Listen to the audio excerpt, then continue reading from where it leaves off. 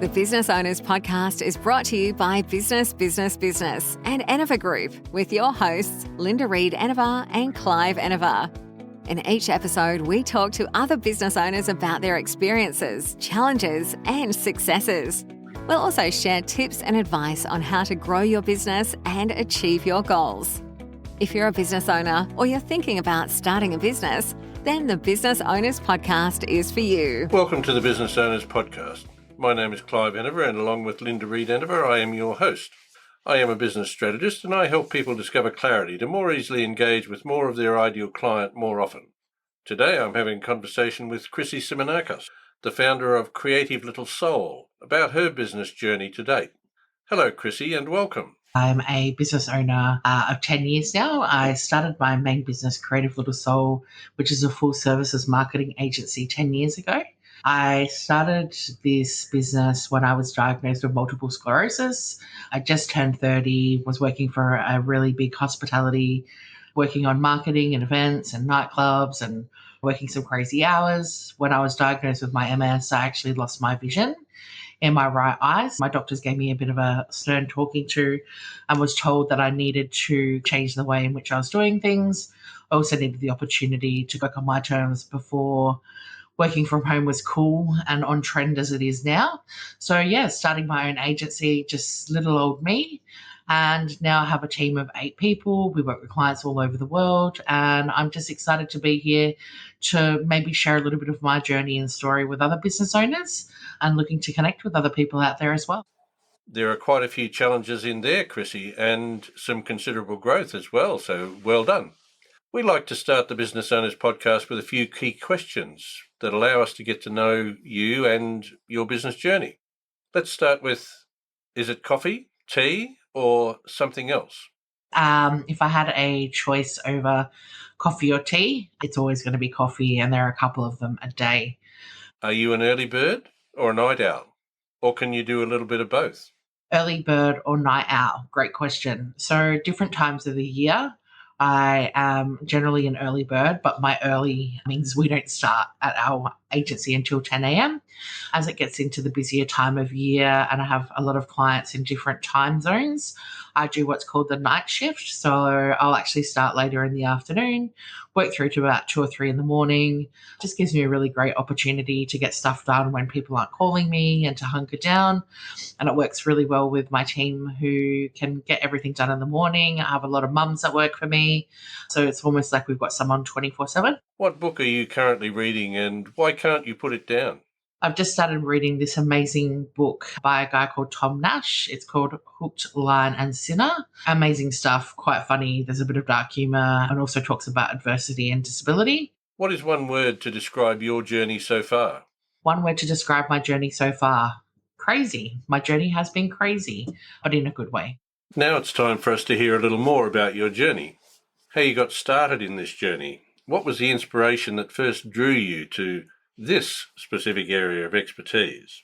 So I've always been a bit of a word nerd. I've always had a love for writing, and even as a teen, growing up in regional South Australia, I was involved in the local council youth events and community. I was pushed from a young age by an amazing auntie I had.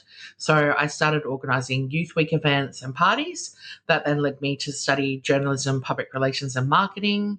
I was still very much living in the country, and because I was always that kind of go-to to write copy and blurbs and stuff for my friends that were DJs, I was actually asked by a client who I still work for now, 23 years later, to come and move from my little country town to Adelaide, which was 3 hours away.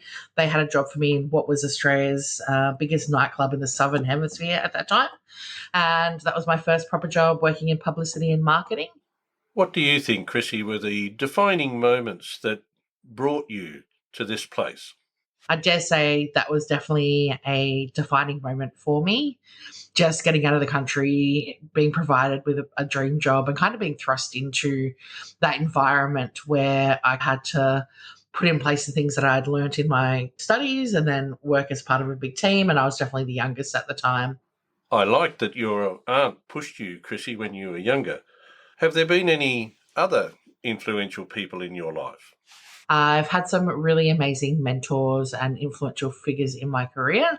One would be my good friend Sully, who's the guy I just spoke about. We still work and collaborate on projects through my agency all these years later. My aunt, Trudy Vysotski, she is a coach, mentor, NLP practitioner. She's fantastic to have at my fingertips. And I've also another friend who was an amazing event promoter, producer, Paul Strange, who's now passed away. Chrissy, we hear a lot about work-life balance from people in business and people who are not in business for that matter. How do you balance your personal and business lives? Low. I'm terrible at that. This year, I've had to make a conscious effort to put in place some boundaries. As an owner operator, I'm sure other people can relate that when it's you, and even when you do eventually have staff, it's very difficult to not be involved in processes, systems, clients who you build a rapport with come to you first, even though there are very capable staff members that can help them. So what I try to do is block out my days. I'll start in the morning. We brief at 10 a.m. from about 8 to 10. That's my own time. I'll journal, I'll meditate, I'll make sure I have breakfast and coffee. In the afternoon, just particularly with a chronic illness, it can be quite exhausting to work all the way through. So when my partner comes home at around 3:30, 4 o'clock, I have a bit of a break for a while. Just gives my brain the opportunity to rest. I may even have to have a nap if my fatigue and my chronic illness are playing up. I usually pop on in the evening when it cools down a bit. Is there a particular challenge that you've faced, Chrissy, and how have you overcome that challenge so that we might help others listening to the Business Owners podcast?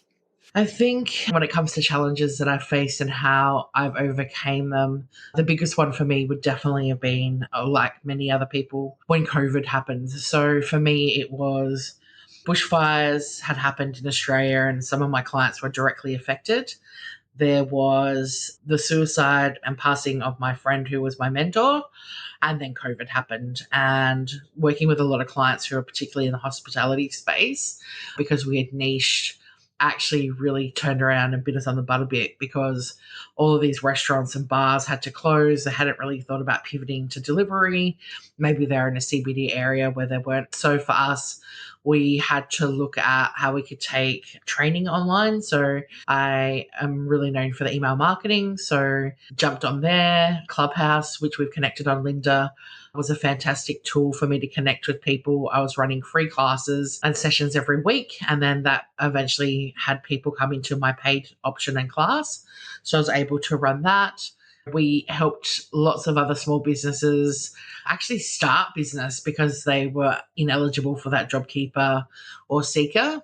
It was just, what can we do creatively? We actually set up this company because I had these graphic designers and writers around, and we called it Letters From. And it just worked out so perfectly that Easter was that first lockdown.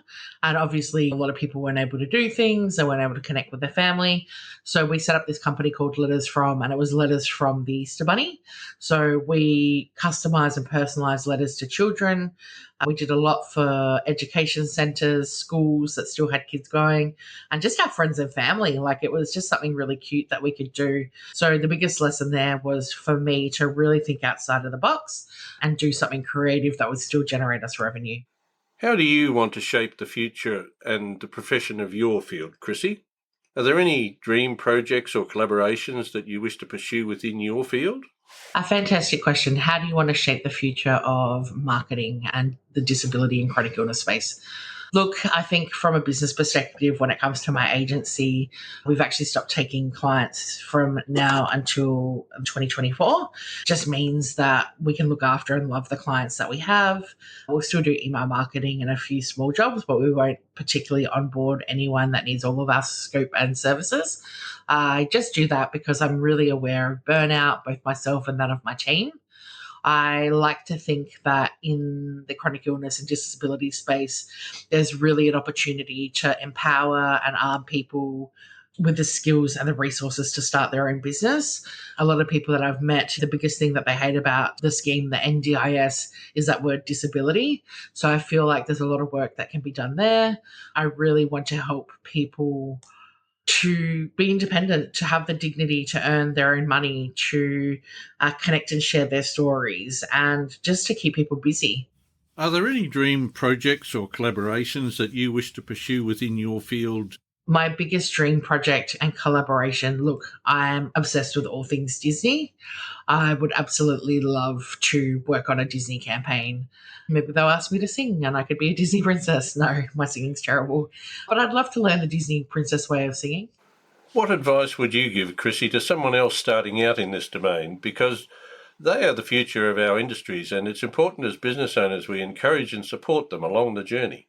The best piece of advice I could give to somebody starting in the marketing, events, PR space would be don't focus too much on what others are doing around you.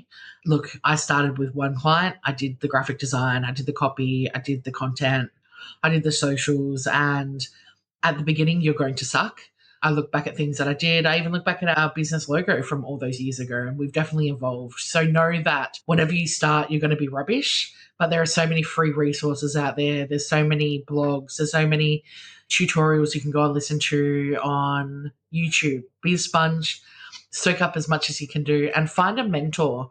Find somebody that you can learn from, who can coach you, who can give you the fast track and all of that information that they had the hard way of finding out, but that they're willing and happy to impart that knowledge on yourself. That's fantastic, Chrissy. Thanks for joining us. But before you go, where can listeners find you?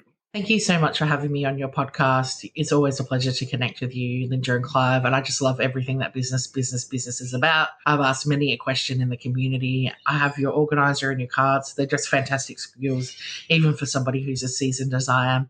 And look, thank you to everyone that took the time to tune in and listen.